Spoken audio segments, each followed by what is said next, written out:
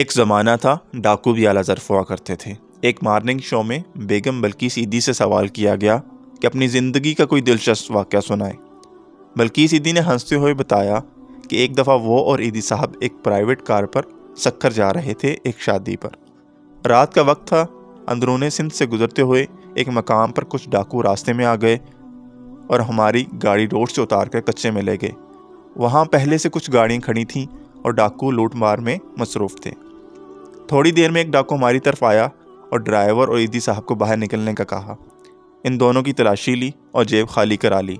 اچانک اس ڈاکو کی نظر عیدی صاحب پر پڑی اور غور سے ان کو دیکھنے کے بعد ایک ڈاکو جلدی سے ایک جانب کھڑی جیپ کی طرف گیا اور ایک شخص کے ساتھ جلدی واپس آ گیا۔ اس شخص نے ٹارچ کی روشنی عیدی صاحب کے چہرے پر ڈالی اور پوچھا، آپ عبدالستار عیدی ہیں؟ جواب ہاں پر ملا تو وہ ڈاکو کا سردار ایک دم پریشان ہو گیا۔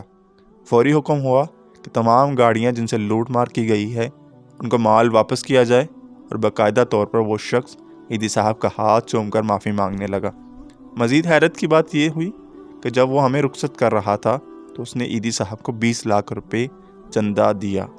عیدی صاحب کے انکار پر بولا تھا، جب میرے جیسے گناہگار پولیس مقابلے میں مارے جاتے ہیں تو ہمارا کوئی رشتہ دار ہماری لاش تک نہیں وصول کرتا اور عیدی ہی ہماری لاش کو دفناتا ہے۔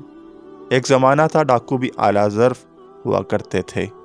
اللہ تعالیٰ آپ کا حامی و ناصر ہو، سدا سلامت۔